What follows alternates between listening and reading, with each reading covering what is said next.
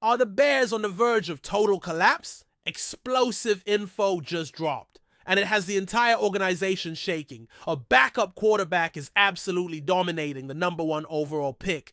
Confidence in the star is crumbling, and there's a brutal roster surprise no one saw coming. This goes way beyond what you imagine. If you're a true Chicago fan, you cannot miss a second of this. Stick around until the end because the final bomb is going to leave you speechless. Smash that like button now and subscribe because we're just getting started. Bears fans, buckle up because what I'm about to tell you about Kyle Monangai is going to leave you stunned. This undrafted rookie out of Rutgers has been an absolute revelation at Hallis Hall during training camp, and the way the team is treating him is just ridiculous. Let's talk real numbers. Over his last 2 seasons at Rutgers, Monangai rushed for over 2,500 yards and 21 touchdowns. In 2024 alone, he led the entire Big Ten with 270 touches. That means this dude basically carried Rutgers' entire offense on his back. He wasn't just their lead back, he was the engine. And here's what's got me heated. Ben Johnson. Yes, the same Ben Johnson who built one of the best running back duos in the league with Jahmyr Gibbs and David Montgomery in Detroit, is praising Monangai publicly. Johnson literally said, "I'm really happy with where he's at. I think he's someone we can trust this fall." And yet, where is he on the official depth chart? 5th. I'm asking you, where's the logic in that? Travis Homer, a special teams guy from the Seahawks, is ahead of him. Ian Wheeler, who spent his entire rookie season on injured reserve, is ahead of him too. That's straight up disrespect. Monangai has been the silent star of training camp. Reporters who've been there every day say the guy has elite vision, finds holes no one else sees, and runs with a kind of physicality that screams David Montgomery 2.0. Here's the truth the Bears don't want to face. DeAndre Swift, supposedly RB1, hasn't convinced anyone. He's coming off a season with flashes, sure, but zero consistency. Rashawn Johnson, listed as RB2, is solid, but doesn't have the explosion Monangai has shown. Let me ask you this. If Ben Johnson really wants to recreate that lethal ground game from Detroit, shouldn't he be giving more reps to the one guy on this roster who's already proven he can handle a massive workload? Keep your eyes peeled in preseason. Monangai is going to get his shot to shine. And when he does, he's going to force this coaching staff to rethink everything. The guy's hungry, he's talented, and he knows this could be his only shot at the league. Are the Bears making a huge mistake by sleeping on Kyle Monangai? Or is there something going on behind the scenes we're not seeing? Now let's move to something that's got Bears Nation heated, and rightfully so. The Bears are sliding in national power rankings just when it seemed like this was going to be the breakout year. Eric Edholm from NFL.com dropped the Bears from spot 16 to 17 after witnessing what he called an ugly practice from Caleb Williams last Sunday. But before we dig into that rough practice, let's step back for some context. Back in April, right after the draft, Edholm had us at 16 and said something that got me hyped.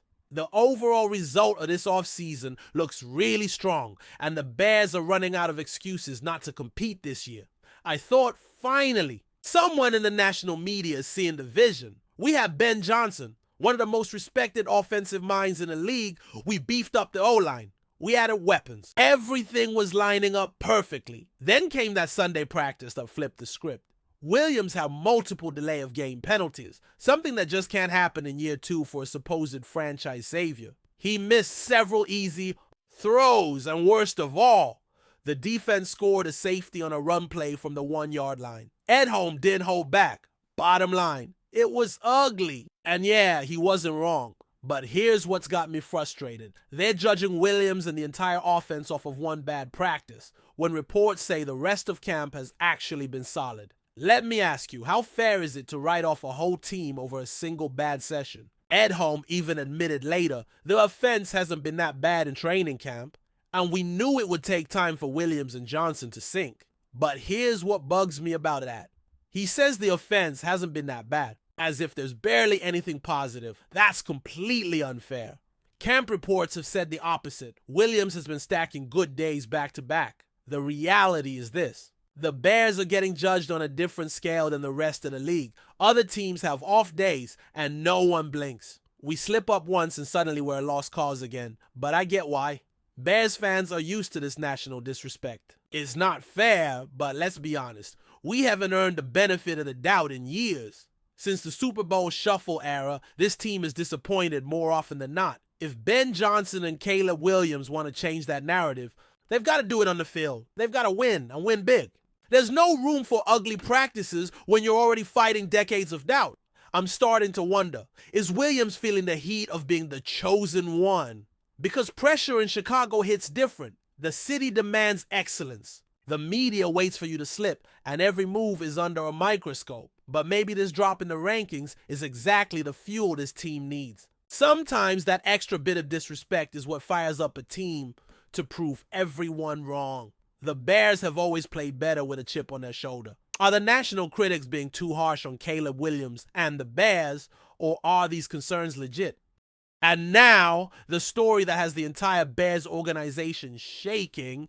When you hear this, you'll understand why. Insider reports confirm what no one wanted to admit, but everyone feared. Tyson Bagent has been consistently outplaying Caleb Williams in multiple training camp practices. Brad Biggs from the Chicago Tribune, one of the most respected Bears reporters, dropped this absolute bomb on the Mully and Hoff show on 600th anniversary of the score. His words were brutal. There have been days where Bagent played better than Williams in camp. There have been practices where I think he was the better guy.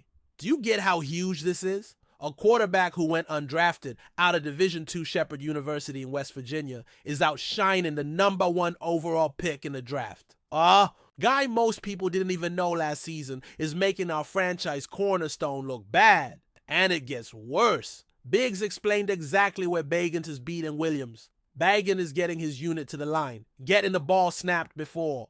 Delay of game flags. That's been an issue for Williams all summer. How is a Division II quarterback handling clock management and basic operations better than a supposed generational talent?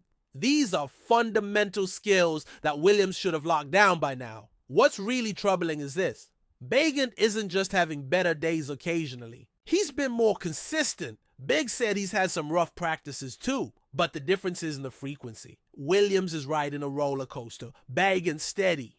And the one reason there's not a full-blown QB competition right now is Bagent's arm strength. Biggs said it plainly. If Bagent were the long-term guy, you'd have some concerns about the arm strength. He's a different kind of player. But let me ask you this. In today's NFL, what matters more? A cannon arm with no field awareness or a football mind that delivers when it counts? Tom Brady never had a bazooka. Peyton Manning could barely throw 15 yards in his final years. But they knew how to play quarterback. This whole situation gets even more complicated when you consider history. Bagent's no fluke. Last year when he had to step in, he showed real flashes. He won games. He moved the offense. Fans started wondering if we had a hidden gem. Now, with Ben Johnson watching closely, a guy who knows how to spot real QB talent, Bagent's raising his level. Johnson's seen what a smart, effective QB looks like. He knows when a player gets it. Here's my theory, and yeah, it's controversial. What if Caleb Williams is crumbling under the weight of the expectations? What if being the guy is messing with his head?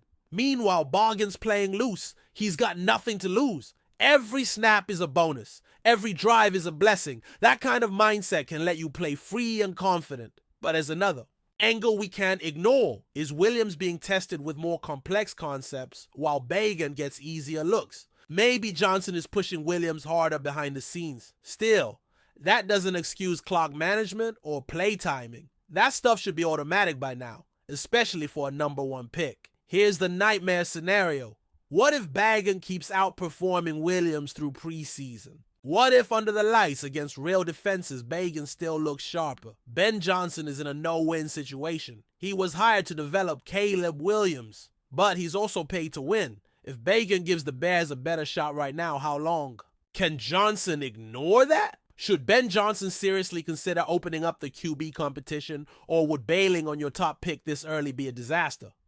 Bears fans, what we just went through isn't just random news. These are warning signs about exactly where this team is headed in one of the most pivotal moments in franchise history. Kyle Monangai might be the surprise weapon Ben Johnson's been looking for. His college resume, his workhorse mentality, and his physical style could be exactly what we need to balance Swift and recreate that Detroit-style backfield. We're battling a national narrative that treats us like a joke, where every mistake is magnified. But maybe that disrespect is exactly what this team needs to flip the script. And then there's the nuclear story. The Division II QB making the #1 overall pick look like the backup. This isn't just a fun camp story, it's an existential crisis for this entire front office.